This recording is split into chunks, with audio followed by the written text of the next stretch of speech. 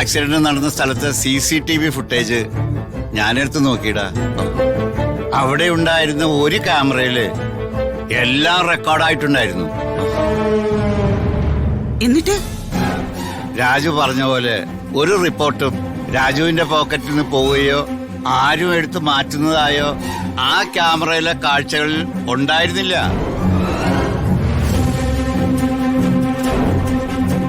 ഹോസ്പിറ്റലിൽ വെച്ച ആശുപത്രിയിലും തിരക്കിടാ. അതാ ഞാൻ വരത്രയും താമസിച്ചത്. ആശുപത്രിയിൽ നിന്ന് എന്ത് പറഞ്ഞു വെച്ചാ? ഒരു ബലം ഉണ്ടായില്ല. അവിടെ ആരും അങ്ങനെ ഒരു റിപ്പോർട്ട് കണ്ടിട്ട് പോലുമില്ല.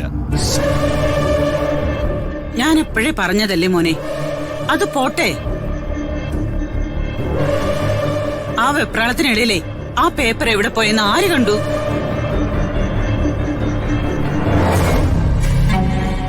തിരികെ കിട്ടാനുള്ളതാണെങ്കിൽ അത് കിട്ടും, അത്ര തന്നെ.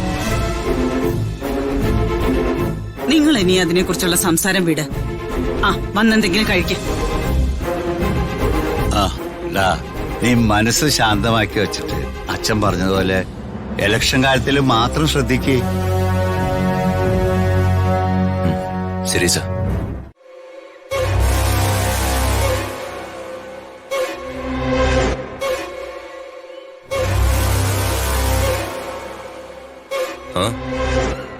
എന്താ രാജുവിന്റെ ഉദ്ദേശം? എന്ത്? എന്റെ ചേട്ടന്റെ ശ്രീയുടെയും കാര്യമാണ് ഞാൻ ചോദിക്കുന്നത്. രാജുവിന്റെ അച്ഛനമ്മമാർക്ക് ഏക ആൺതരിയായ രാജു എങ്ങനെയാണോ, എന്റെ അച്ഛനമ്മമാർക്ക് എന്റെ ചേട്ടനും അങ്ങനെ തന്നെയാ.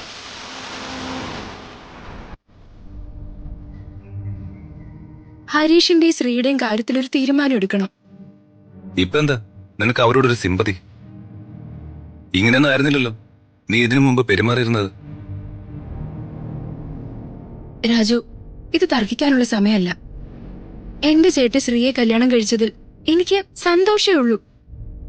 പക്ഷെ അത് നടത്തിക്കൊടുത്തത് ദേ അവളായി പോയത് മാത്രം എന്റെ പ്രശ്നം.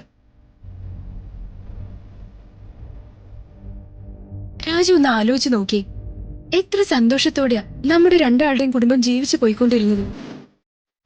എന്റെ അമ്മ എത്രമാത്രം കർക്കശക്കാരിയായിരുന്നെങ്കിലും പിശുക്ക് കാണിക്കുന്ന ആളായിരുന്നെങ്കിലും നിങ്ങൾക്ക് വേണ്ടി ഞാൻ പറഞ്ഞ കാര്യങ്ങളൊക്കെ എന്റെ അമ്മ അംഗീകരിച്ചിട്ടേ ഉള്ളൂ.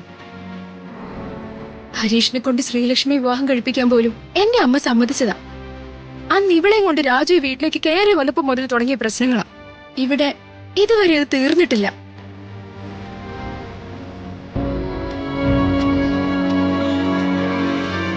എന്റെ അച്ഛനും അമ്മയും നാണക്കേട് കാരണം വീട് വിട്ട് പുറത്തിറങ്ങിയിട്ട് എത്ര ദിവസങ്ങളായെന്ന് രാജുവിനറിയോ? രാജുവിന് ആക്സിഡന്റ് ഉണ്ടായിട്ട് മാറി നിന്ന് രാജുവിന് ഒരു നോക്ക് കാണാനേ എനിക്ക് സാധിച്ചുള്ളൂ. ഇനിയും എനിക്കിങ്ങനെ എന്റെ ജീവിതം മുന്നോട്ട് കൊണ്ടുപോകാനാവില്ല. നീ എന്തൊക്കെ രമ്യ പറയുന്നത്? എനിക്ക് എന്റെ കുടുംബവും രാജുവിന്റെ കുടുംബവും പഴയതുപോലെ സന്തോഷായിട്ട് കഴിയണം, അത്രയും മതി. ഹരീഷിനെയും ശ്രീലക്ഷ്മിയും നിറപറയും നിലവിളക്കുമായി എന്റെ അമ്മ സ്വീകരിക്കും. ശ്രീലക്ഷ്മി അവളുടെ ഇഷ്ടത്തിന് എന്റെ അമ്മ പഠിപ്പിക്കും. പക്ഷെ അതിന് നീ കൂടി മനസ്സ് വെക്കണം രാജു. അതിന് ഞാൻ എന്ത് ചെയ്യണം? എന്റെ മനസ്സിൽ എന്താണെന്ന് നിനക്കറിയാ രാജു.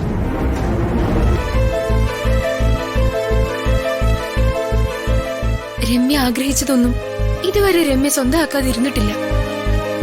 പക്ഷെ എന്റെ ഇത്രയും കാലത്തെ ജീവിതത്തിനിടയിൽ ഏറ്റവും കൂടുതൽ സ്നേഹിച്ചതും ആഗ്രഹിച്ചതും രാജുവിനെ. അതിന് തടസ്സമായി നിൽക്കുന്നവൾ അവൾ അവളുടെ വീട്ടിലേക്ക് തന്നെ തിരികെ പോണം. ഞാൻ അത് വേണ്ട. ഇല്ലാത്തത് സത്യത്തിൽ നമ്മുടെ ജീവിതത്തില് സന്തോഷമില്ലായിരുന്നോ? അതോ സന്തോഷത്തോടെ ആസ്വദിക്കേണ്ട നിമിഷങ്ങളൊന്നും നമ്മൾ തിരിച്ചറിയാതെ പോയോ?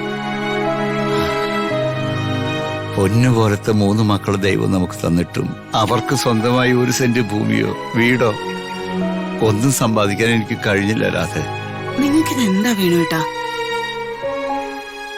ഇതിപ്പം കുറച്ചുനാൾ ഇതൊന്നും ഇല്ലാതിരുന്നാണല്ലോ. ആവശ്യമില്ലാത്ത എല്ലാം ചിന്തിച്ചു കൂട്ടി ഇനി വല്ലതും വരുത്തി വെക്കല്ലേ ചേട്ടാ. നമ്മുടെ കണ്ണടയുന്നതിന് മുമ്പ് ദൈവം നമുക്കൊരു നല്ല കാലം കരുതി വെച്ചിട്ടുണ്ടെന്ന് ഞാൻ എപ്പോഴും പറയാറില്ലേ നിങ്ങളോട്, നിങ്ങളെ സമാധാനിക്കുന്നേ. ഇനി എപ്പോഴാ രാധേ നമ്മുടെ ശ്രീലക്ഷ്മിയുടെ ആഗ്രഹം പോലെ അവളുടെ വിവാഹം നമുക്ക് നടത്താൻ കഴിഞ്ഞില്ല. നമ്മുടെ മകനൊരു ആക്സിഡന്റ് സംഭവിച്ചപ്പോ അവന്റെ ചികിത്സയ്ക്ക് നമ്മളെ കൊണ്ടൊന്നും ചെയ്യാൻ കഴിഞ്ഞില്ല. മക്കൾക്ക് ഗുണമില്ലാതെ ഈ ഭൂമിക്ക് ഭാരമായി ഇങ്ങനെ ജീവിക്കുന്നത് എന്തിനാണെന്ന് തോന്നുക. ദേ വേണുട്ടാ, മതിയാക്കിക്കോ കേട്ടോ. എനിക്ക് ദേഷ്യം വരുന്നുണ്ട്. നിങ്ങൾ ഇങ്ങനെ വെറുതെ ഇരിക്കുന്നോണ്ടാ ആവശ്യമില്ലാത്ത ചിന്തകളൊക്കെ വരുന്നത്. ദേ ആ ഓട്ടോ എടുത്തോണ്ട് സ്റ്റാൻഡിലേക്ക് പോ. ശ്രീയുടെ കല്യാണ കാര്യം പറഞ്ഞ് ആരും നിങ്ങളോട് ഇനി ഒന്നും പറയില്ല. അതോർത്ത് വിഷമിച്ചിങ്ങനെ വീട്ടിയിരുന്ന നിങ്ങൾ വെറുതെ ആവശ്യമില്ലാത്ത മാത്രം ചിന്തിക്കൂ. നീ പറഞ്ഞത് ശരിയാ. ഇങ്ങനെ വീട്ടിലിരുന്നാലേ ബാധ്യതകളുടെയും നഷ്ടങ്ങളുടെയും കഷ്ടപ്പാടുകളുടെയും കാര്യം മാത്രമേ ഓർമ്മ വരൂ. ആ, ഞാനൊന്ന് പുറത്തേക്ക് പോയിട്ട് വരാം. ഉം. രാധമ്മേ, ഇനി എന്താ? നീ ഇങ്ങനെ കടിച്ചു കയറാൻ പറ്റില്ലേടി? ഞാനൊന്ന് പറഞ്ഞോട്ടെ. പറയ്. കൃതിക മാഡത്തിന്റെ ഓർണമെന്റ്സ് ആ രമ്യയുടെ വീട്ടിലാ. കൃതിക മാഡത്തിന് ഏറെ പ്രിയപ്പെട്ട വർമ്മ സാറിന്റെ ഫോട്ടോയും അവരുടെ വീട്ടിലാ. അത് നമുക്ക് തിരിച്ചു വാങ്ങി കൃതിക മാഡത്തിന് കൊടുക്കണം. അതിന് നമ്മളെ കൊണ്ട് കൂട്ടിയെ കൂടുന്ന തുകയാണോ നമ്മൾ രുക്മിണിക്ക് കൊടുക്കാനുള്ളത്? 10 ലക്ഷം രൂപ നമ്മൾ എങ്ങനെ ഉണ്ടാക്കും വേണുവേട്ടാ? എങ്ങനെയെങ്കിലും ഉണ്ടാക്കണം. എന്റെ ഓട്ടോ റീഫിനാൻസ് ഇടാം, അല്ലെങ്കിൽ വിൽക്കാം. അയ്യോ, ഓട്ടോ വിൽക്കാനോ?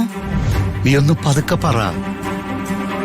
വീടിന്റെ അഗ്രിമെന്റ് തീരാൻ ഇനി 3 മാസം സമയമുണ്ട്. അതിനു മുമ്പ് ഓട്ടോയുടെ നിലവിലെ ഫിനാൻസ് തീരും.